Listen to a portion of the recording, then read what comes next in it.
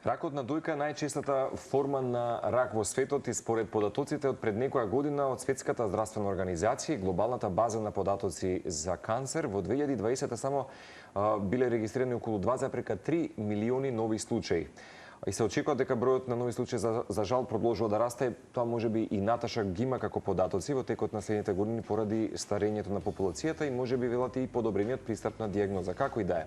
За Македонија не можев да најдам можеби за последни години податоци, меѓутоа 2020-2021 покажуваат следниве. Ракот на дојка е најчеста форма на канцер кај жените во Македонија. Број на случаи во Македонија секоја година се регистрираат околу 600-700 нови случаи на рак на дојка.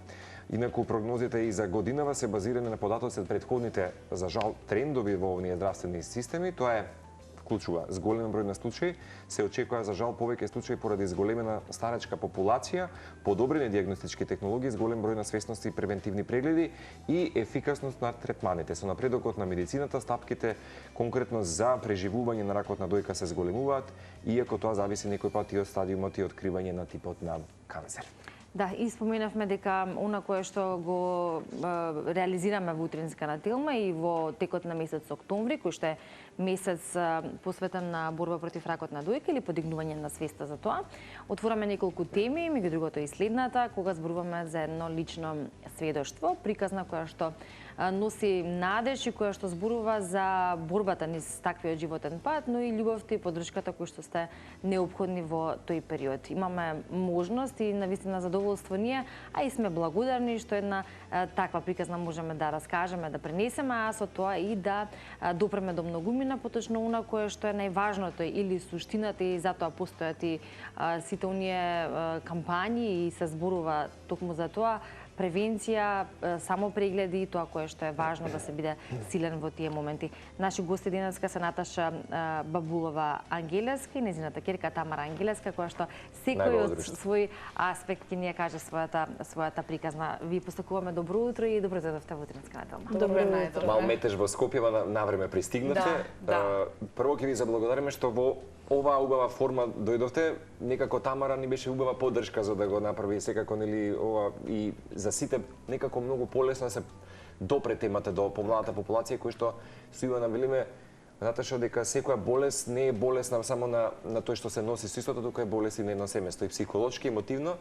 Меѓутоа затоа ќе велиме уште еднаш благодарност до двете што ќе ја споделите приказната која што велите, камерите дека точно 4 години од тогаш првото опипување или симптомот со кој што се соочувате како новина во животот. Да, како започна се? Започна сосема случајно. Првично по професија сум конфекцијски инженер и имам свое модно студио. Работејќи, значи, го опипав, беше корона, мислејќи дека не знаев кај да се обратам, прва идеја ми дојде да се јавам кај мојот гинеколог.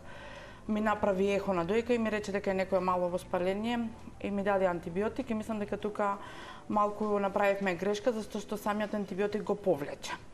За да веќе во октомври, ноември... Како физички симптом? Да, го повлече? Да, го повлече како физички симптом. За да некаде во октомври, ноември, повторно во поголема форма, повторно го опипав благодарење на мојата работа. Баш имав една моја клиентка и тука нешто разговаравме, она вика, чувствувам топчија, као и ја имам, ама не е ништо страшно, не се секирај.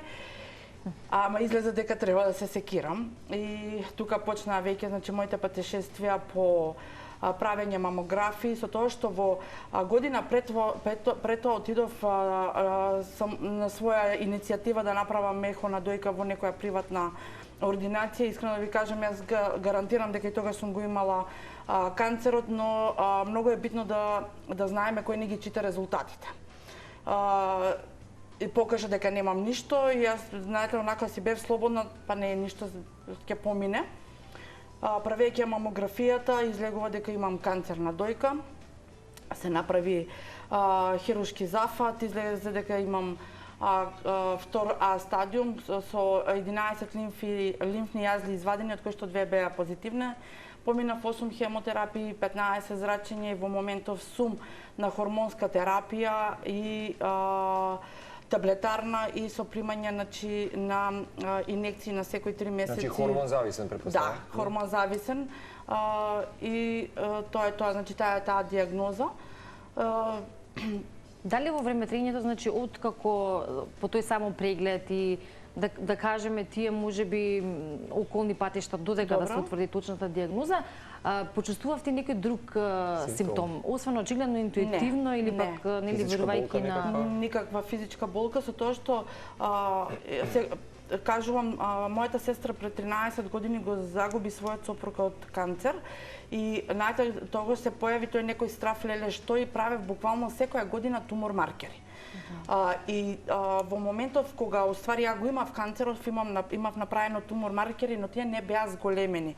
Значи тумор маркерот не е адекватен, и не е показател дека вие во организмот имате канцер.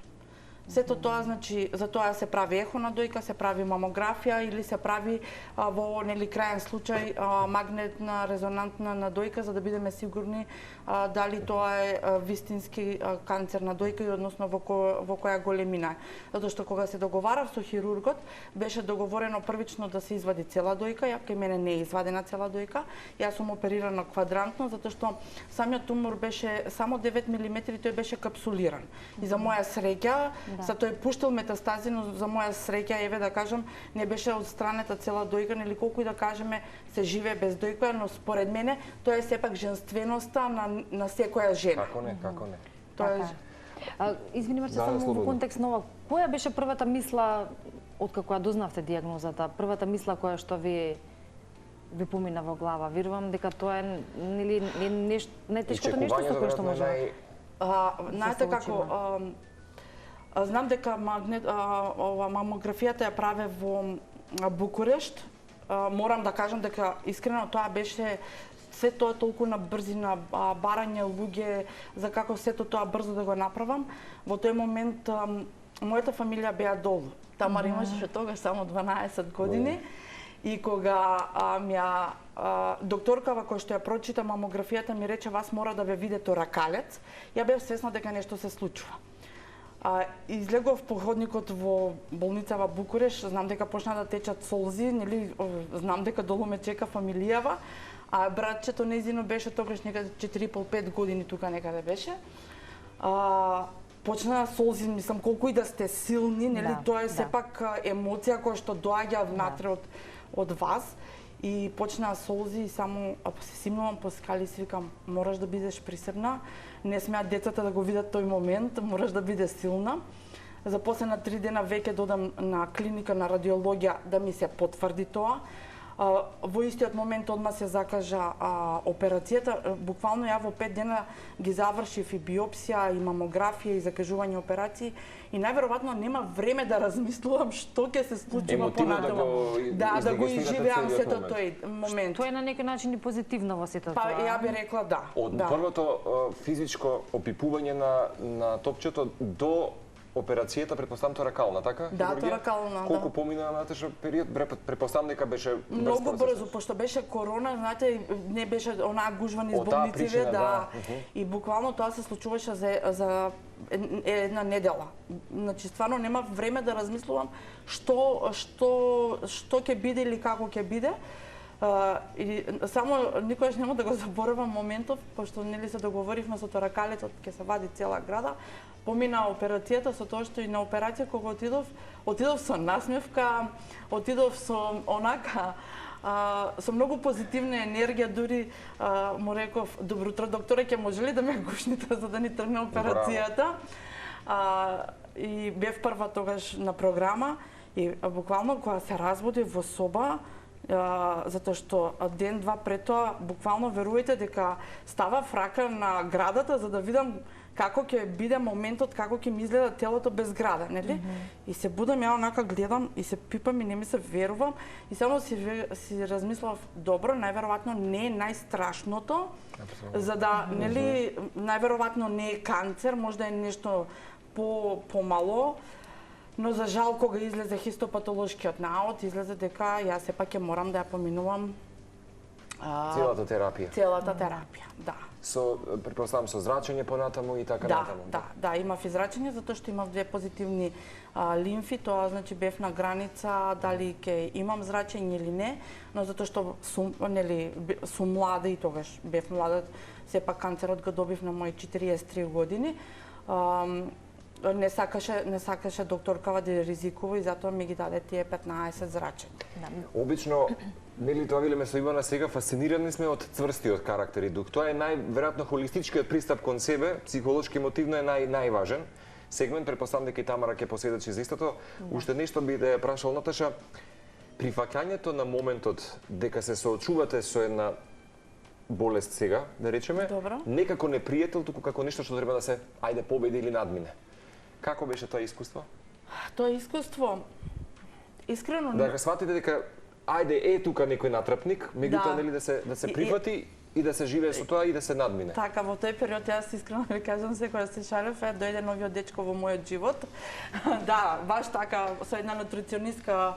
Тоа е ставот. Да, значи као имам нов дечко, чекајте сега да видиме што ќе правиме со него. Како не го почувствував како страв, не го почувствував како диагноза, не го почувствував како болест, го почувствував како нов предизвик и нешто ново кое што ќе се случува во мојот живот и дека едноставно тоа е тоа дека морам да го поминам. Еве најискрено, знаете како го замислив, пошто самата терапија, хемо, зрачење, нели тоа е период кој што се поминува. Хемотерапијата ја поминувате на секој 21 ден. Си реков, ова го сваќам како бременост, затоа што претходно поминав 2 и као тоа е тој период кој што јас морам да го поминам, дека јас нема да имам коса, дека јас нема да имам трепки, дека немам да имам веги на мене. Едноставно го замислувам како бременост и дека тоа ќе е тоа и дека доаѓа новиот живот. Нели од кога ќе се породиме доаѓа нов живот, од кога ќе помине сета таа терапија доаѓа нов живот. Така да тој беше мојот став и моето размислување и до ден денес тоа така го размислувам. Жените кои што се борале со ова во животот и кои што на крај излегле како победници, дел од нив можеме да ги видиме и јавно зборуваат, иако не се голема бројка, но сепак доволно можност за да може да се запознаеме со нивната животна приказна, меѓу кои сте и вие, се разбира. Вела дека го чувствуваат и како повик за промена. Веројатно нешто кое што би требало да го променат во својот живот или нешто кое ги довело до таму, а треба да го елиминираат како такво. Дали кај вас истото тоа го почувствувавте? Многу. И тоа е стварно жива вистина. Знаете како сите трчаме во борба за нешто во ова општество. Значи, не знам, брзаме да стигнеме, нели, да стигнеме до студието, брзаме да заработиме, брзаме да ги однесеме децава, да направиме многу работи. Уствари, вистинската работа е што не помислуваме како жени дека сето тоа нашиот организам го трпи. Не само жените, да бидеме реални, тоа се случува и кај мажите, али денешниот начин на живот, да. Брзањето се забораваме на себе си. Јас тоа кажувам, тоа ни е буквално значи за мене тоа беше шамар. И си реков, чекај, застани. И дојде период кога буквално и го практикувам до ден денес, имам мој утрински ритуал, значи станувам, пијам кафе сама, ја слушам тишината и уживам во тој момент. А како ви беа утрото претходно? Во брзања. Сега тоа трае по саат, некојаш и саат и време за себе и време за интроспекција. Да, баш така.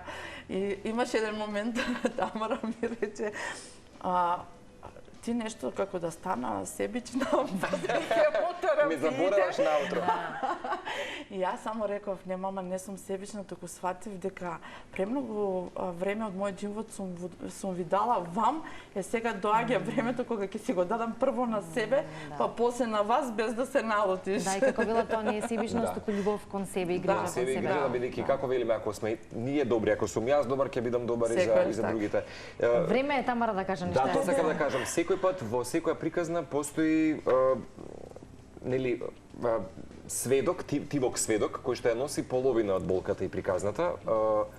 Ме интересира вака малку да те вратиме, претпоставам дека не само ти, твојот брат, целото семејство, меѓутоа затоа велам тивок сведок кој што ја носи сепак таа пресија и мала болка. Да, така, малку е така. Малку е така. Малку е така. Претпоставам дека не беше секојдневен денот кога мама доаѓа дома и ја кажува новата состојба? Па јас не ми се сеќавам на денот, мислам дека поради стрес или загриженост не ми е мене ни како слика, ни како размислување тој ден како што се случило. Искрено ја не памтам како почнало тоа. Памтам некои сегменти, мали делчиња. Се до моментот дури не почнаа хемотерапиите, јас ништо не памтам. Мене се ми е во блур. Онака Што и тоа не, позитивно е да речеме на некој Што е начин. добро од една страна, нели?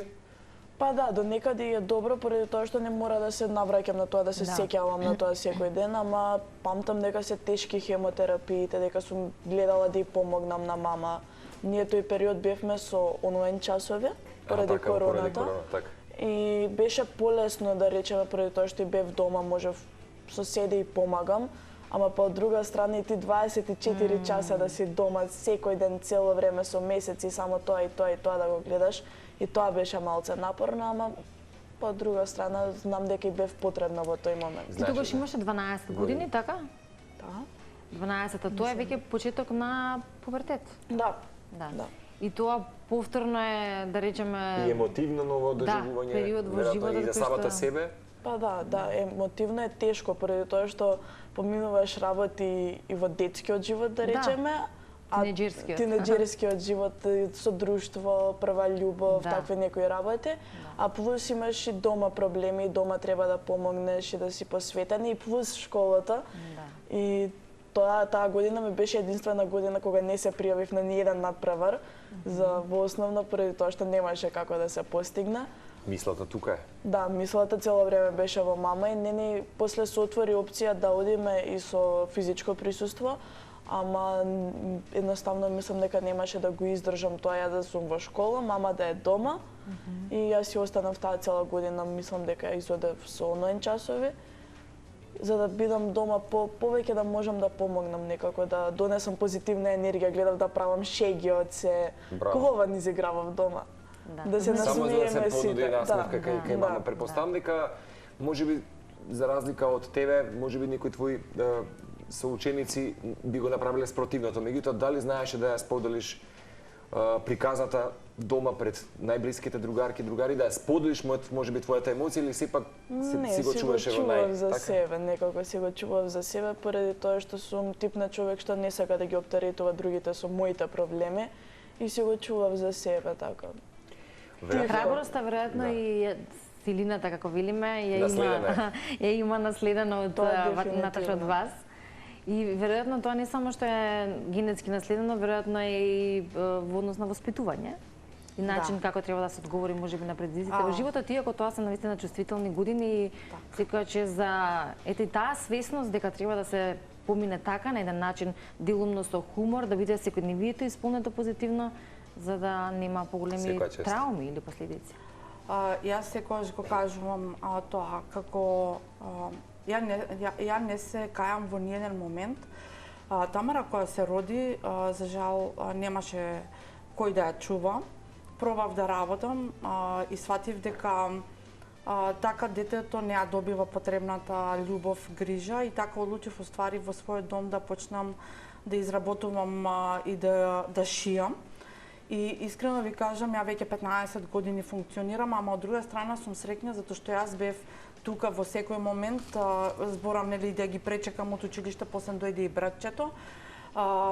Затоа што е многу тешко кога треба да работите, а немате помош од баба, дедовци. За жал ние таа приказна ја немавме, односно ја имавме баба. Таа и беше поддршка на Тамара, која што за жал исто ја загуби пред јас да го добијам канцерот и мислам и тоа беше доста голема емотивна загуба и мислам дека до ден денес. Но сум среќна што искрено јас се гордеам на моето дете.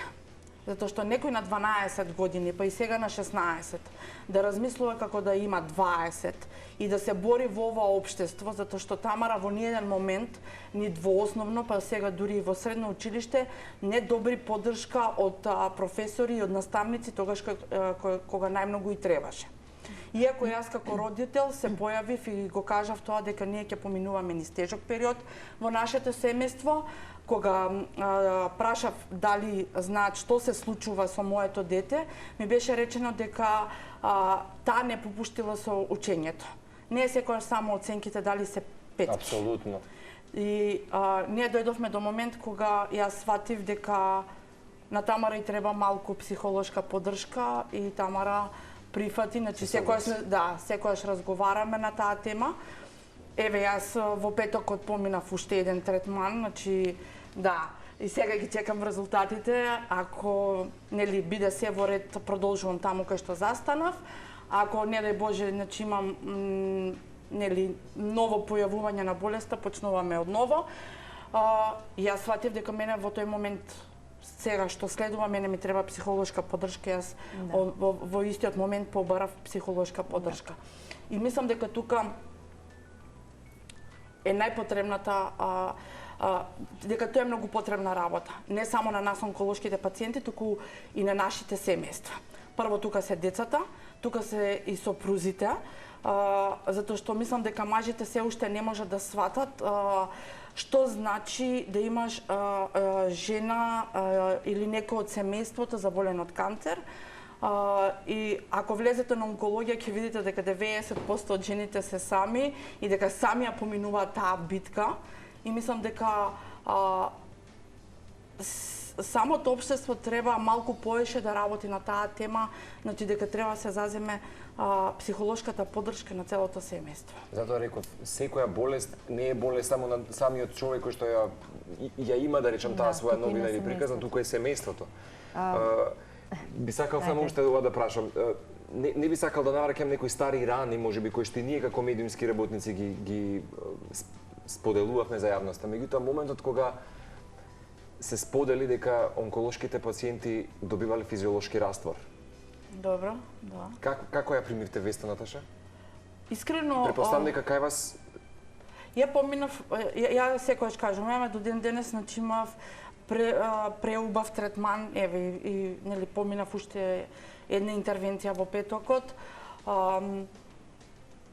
Реално беше шокантно. Ја бев една од тие 10-15 жени кои што стоевме пред тој, кои што се организиравме. Дури искрено ви кажам дека во првиот момент кога ние се одлучивме да излеземе, нели, и да дадеме поддршка првично пред влада, и знам дека тргнавме од Соборен храм, и кога тогаш наеднаш дојде некој наплив на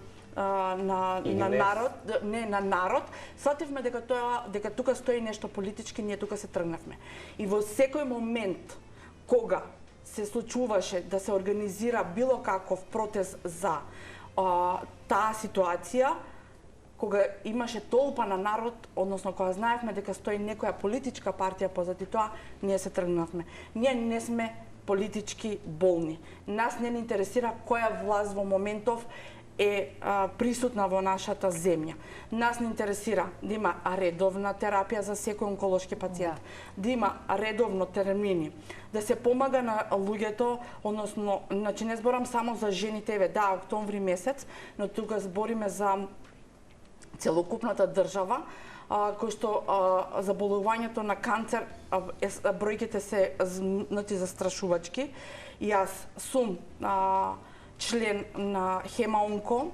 Јас сум од првиот момент која дозна Facebook групата Пеперутки, сум со нив и тука добивам ненормална поддршка. Значи тоа се жени кои што се претежно со ЦПС-ка и ние имаме неверојатна дружба.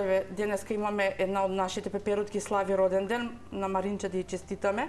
И денеска ќе се собираме и ние ги правиме тие дружби, затоа што верувајте, колку и да имате поддршка од семејството, еве и Тамарче тука, поинаква е, подругата е енергијата на дружбата на тие луѓе. Со кои што делите практично исто. Тоа сакам да кажам, не ни беше сеедно, но се бориме и сум среќна што како тие неколку жени успеавме. Тука ни Ана Марјановиќ, која што е секојаш, значи, гласна, и она баш онака застанува позади секоја од нас и излегува јавно и изборува за секоја една тема. И искрено Хемонко направи како здружение некаков чекор во последнава година, година и пол, и ние сме среќни што почна да се разрешува тој случај околу тоа што излезе како информација околу онкологија. Дружбата со жените со кои што, како што рековме, се делите иста судбина и секој со својата храброст и се разбира желба за живот и надеж за подобро утре е нешто кое што дополнително дава сила. Многу од тие жени ќе споменат или во контекст на кое што вас прашав претходно, тоа е промената или точно освестувањето што правев до сега или каде грешев за да се случи ова што се случи. Многу од жените точно го детектираат тој момент и не веќе мислам дека е сосема јасно дека дел од тоа има и емоционална трага или нешто кое што го детектираат како токму таков момент во животот кој што го доживеале како пресврт, траума, тага или нешто кое ги довело до тоа.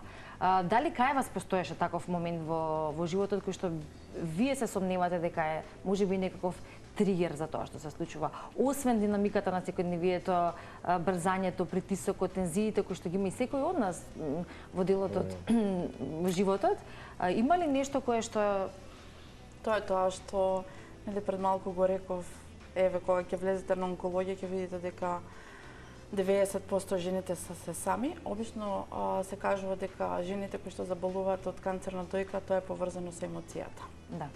Дури се предпоставува, има некакви научни емоции? Да, дури се потиснати емоции, али има некои научни истражувања кои што дури и кажува ако жената има канцер на десна дојка дека тоа е недостаток од љубов од партнерот, ако од лева дојка, значи верувајте ми дека до тој степен се прават научни истражувања. Да, затоа велам дека веќе е јасно да, значи тука сепак се емоциите покрај се останато, пошто искрено, секогаш одам и се тоа што се надоградувам и тоа што учам. Многу сум ми благодарна на Хемонко, на Милица, на Лидија, кои што како група од Facebook група Пеперутки не зема и не преклучија кон Хемонко, затоа што они се веќе постојат 10 години во Македонија, беа претежно за хематолошките пациенти. Ние сега сме Хемонко и онколошки пациенти за дојка. Верувајте ми дека некогаш во месецот имаме и по 3-4 панел дискусии, трибини и одиме и со тоа се надоградуваме. Едукацијата во било кој поглед, за било која диагноза, октомври е за дојка, јануари е за матка, јајници, 4 февруари е светски ден на сите рак пациенти, на сите диагнози на рак.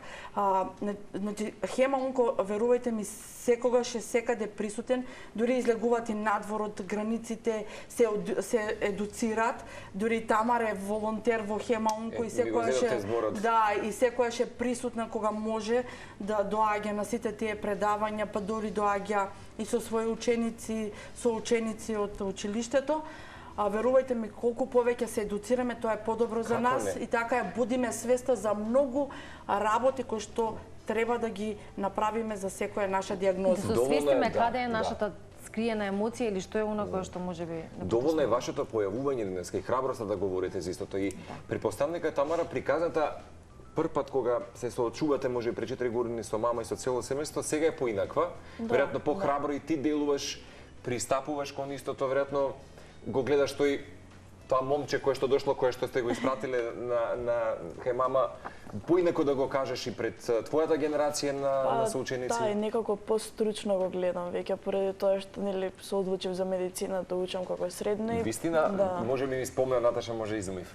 И некако го гледам повеќе како нешто плюс за истражување, него Дали целата ситуација приказна те убеди за да појдеш во медицината или не баш, не знам, некако самото тоа со склопот на се што ми се има случајно, баба што ја изгубив, мама ситуацијата, мислам дека сето тоа ме наведе на медицината, но пак си го сакам некако.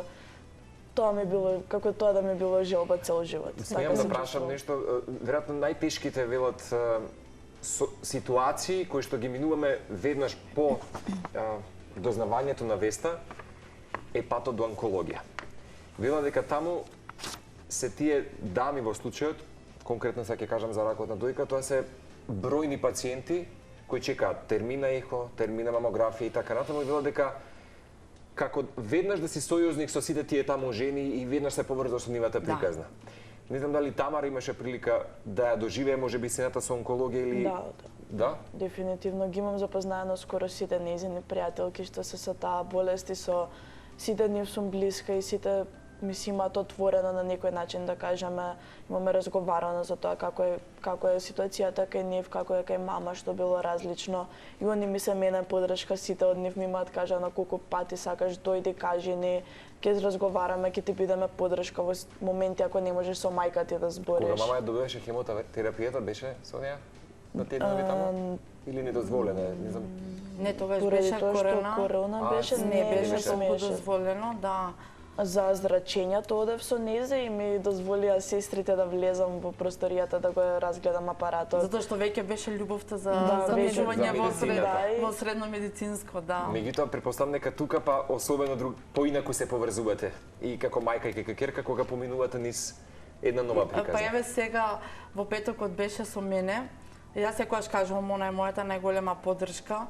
Да си имам вакво дете во животот, му посакувам на секој родител.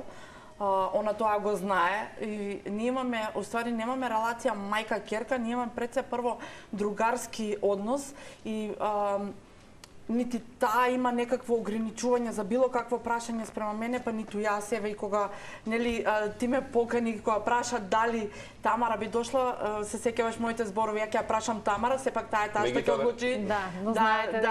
Дали таа ќе одлучи дали сака да присуствува.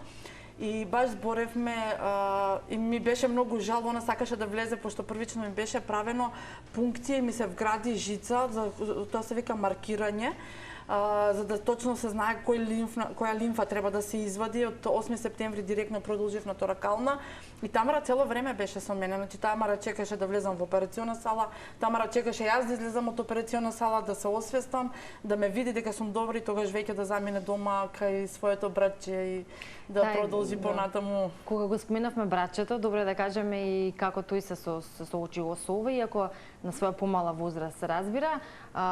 Тамара од една страна грижата кон својата мајка нели во тој период, од другата страна пак и кон помалото братче. Сега малку и за тоа искуство, нели да се исто така да се помине денот, да не се прикаже, да не се види тагата, туку напротив да биде нели позитивна атмосферата во домот.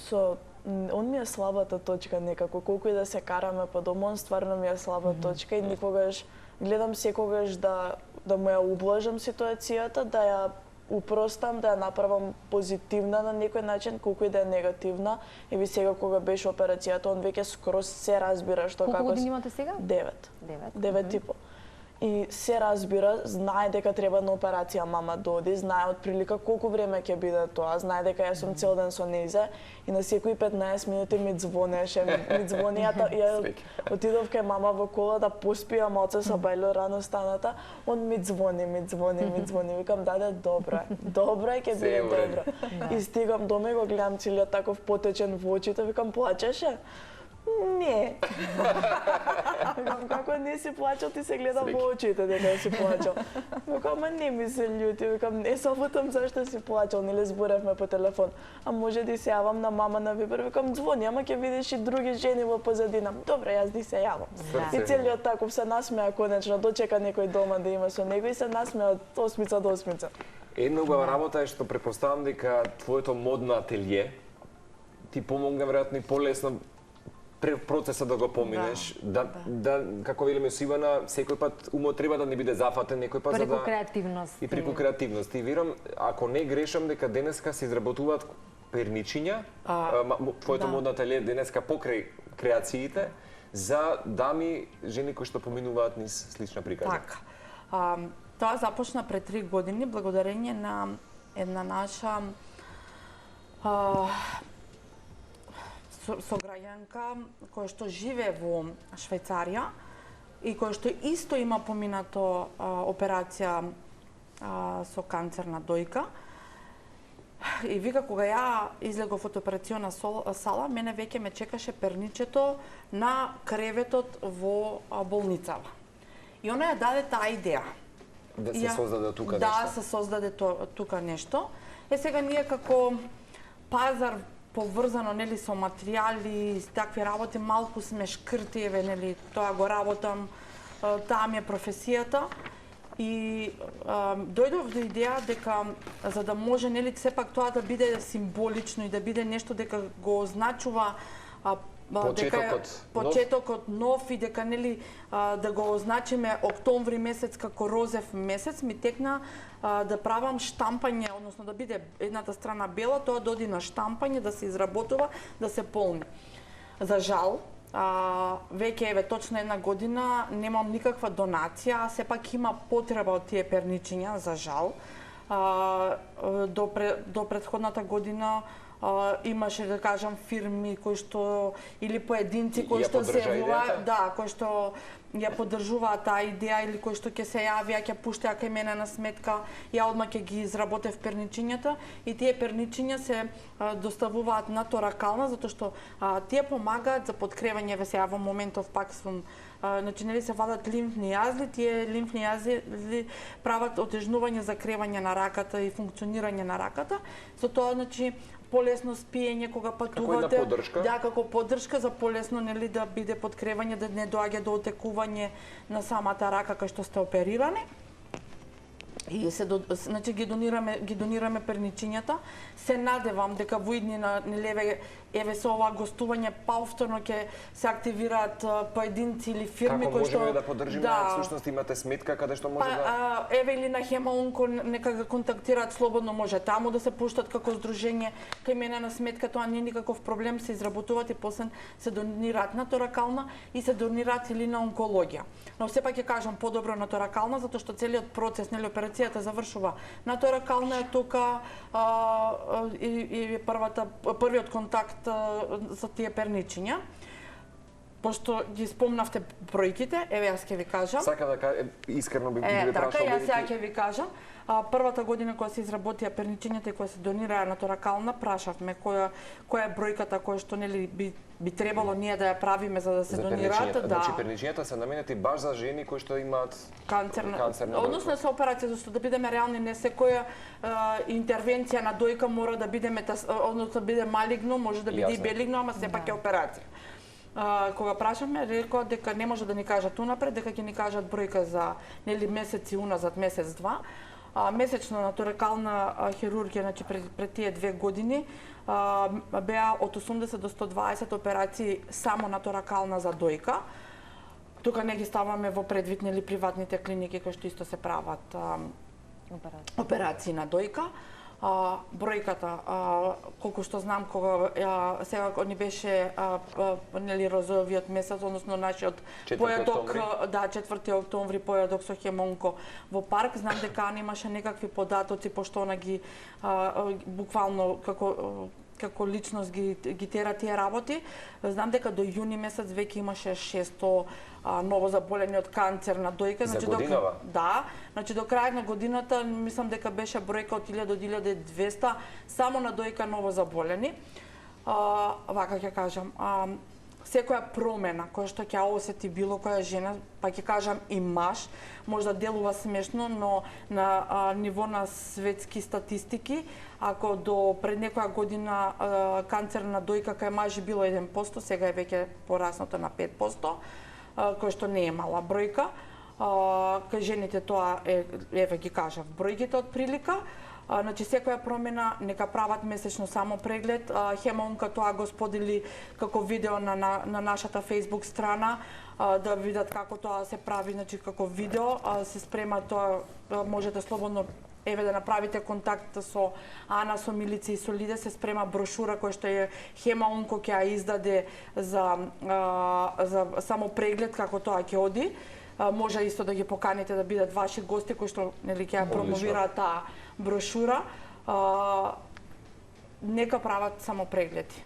нека посетат страната на, значи и на Инстаграм имаме своја страна, и на Фејсбук имаме своја страна, значи нека видат како оди тоа во лежечка положба, пред огледало, значи до кога сме потушнели, како се Само да се опипуваме, да се опипуваме и секоја промена нека не кажат мене не ми е ништо, подобро нека не е ништо, него нели да се направи поголем стадиум, затоа што секојаш и докторите ќе кажат во медицината 2 плюс 2 никогаш не е 4, тука е 5, така, може и 8. Секојаш се кажува дека канцерот не боли и затоа се кажува дека е подмукла болест, затоа што вие не чувствувате никаква болка, никаква промена на вашето тело и нели наеднаш ќе се изненадиме, ништо не му беше на човеков, наеднаш отиде или на жената, уствари тој работи во вашиот организам. 5 години допред да даде први симптоми дека вие имате нешто во вас. Да. Никако неизбежен е веројатно стравот за оние кои што можеби се соочуваат или се соочиле со оваа дијагноза на почетокот. Вие или за вашата храброст говори фактот што една недела постоперативно и сепак сте тука во нашето студио за да може да раскажеме вашата приказна, она кое што би сакала и на крајот од разговорот, мислам, би сакале и до нашите гледачи како еден добар завршеток е оно кое што вие го научивте од вашата борба и кое што сакате да биде запаметено од вашата приказна. Ние веруваме дека и понатаму секи биде во ред и дека токму таа борба ќе покаже дека за се има лек. Важно е како ние размислуваме, колку сме ментално силни, нели, што е оно кое што го правиме во текот на денот, а си го посветуваме себе си. Како од вас, Наташа, така и од Тамара, за тоа што Тамара, пред која што е целиот живот, научи во изминатите години, токму преку оваа борба на својата мајка со оваа подмолна болест и што е она кое што всушност се излекува како поука како да се живее сопствениот живот, со што нели веројатно би превенирале нарушување на нашата здравствена состојба. Па прво јас или ти? Како сакате така. Па нешто најбитно што може да се заклучи од се ова што го зборевме е тоа дека мора да научиме да се сакаме себе си и да гледаме прво за себе па за сите останати, колку и да звучи тоа себично, ма така е и мислам дека е исто толку важно и љубовта и енергијата што ја даваме на светот, поради тоа што јас верувам во некој тип на енергија, да речеме, мислам дека како ние ќе се однесуваме спрема светот, така тој ќе се однесува спрема нас и дека мора да си ставиме кочница некогаш за некои работи и дека мене имам еден професор ова ми го кажа, наставник, односно во основно што ми беше, ми вика ако мислиш дека ова за 5 години нема ни да го памтиш, зашто се нервираш во моментов за тоа? И тоа некако за сите ситуации сега ми е како водеч, поради тоа што стварно ако не се сеќавам за тоа во 5 години, зашто сега да се нервирам? Зашто сега само стрес и стрес да му носам на организмот? Поради тоа што и до сега што имам учено и што имам истражувано, стресот е најголемиот непријател на организмот, а ние секој ден за најмалите ситници се стресираме и не знам, некако како некоја мода да е тоа во денешницата, за се да се стресираме, за се да се нервираме. Место да се смееме на нашите грешки или да учиме од нив и да се смееме на проблемите, ние одиме со негатива и само си се потиснуваме себе си. Никој запечати овој дел. Дали треба да одиш на медицина, праша се уште еднаш. Мислам дека би била добар мотивацијски говорник. Но и со ваков став, веројатно успешен доктор гледаме во Тамара. Мала шега, ти ќе бидеш одлична поддршка за било кој пациент кој што ќе биде во рацете на Тамара. Само ќе бидам исто кратка.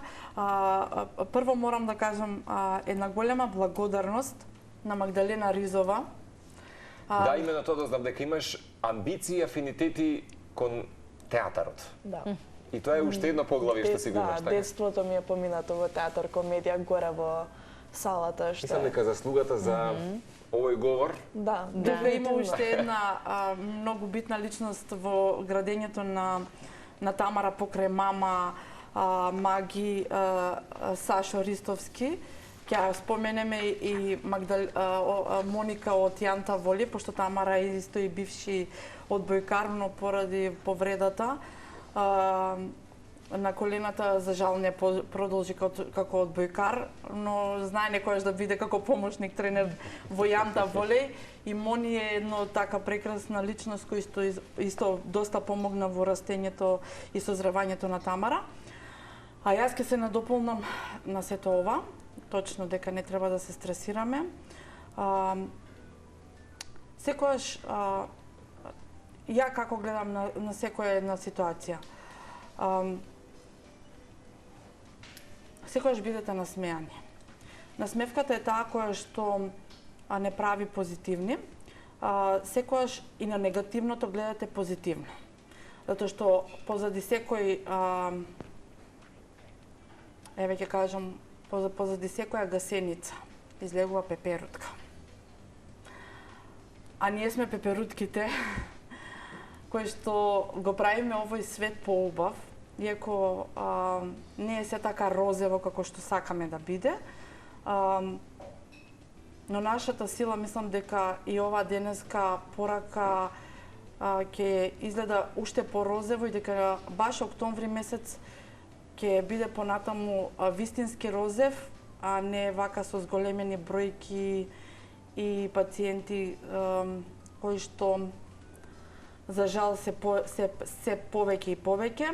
Не се срамете било што и да е, не само канцерот како диагноза, за се што ќе го треба да го поминете во животот. Мислам дека многу полесно се поминува кога тоа ќе го споделите со некој. И искрено ви кажам, многу често, не знам кое гостување ми е, секојаш ќе ја прифаќам поканата во било која телевизија, било која радио, затоа што тоа ме исполнува. Секојаш раскажувањето на мојата приказна ме качува едно скалило погоре, затоа што знам дека стигам кон врвот и ја будам свеста кај многу жени и знам дека денеска после оваа емисија ќе има нови жени кои што ќе почнат да го поминуваат овој период, а ќе ја барат мојата психолошка поддршка. И бидете сигурни. Прво уште еднаш со Ивана и целата екипа ќе ја заблагодариме за двете, што во петокот ја правиш втората операција, денес со преврскани доаѓаш. Тоа е упорност и храброст и да ја споделиш својата приказна со нас и со цела медиумска публика во моментот која што е на Телма телевизија. Бевте инспирација и ви благодариме.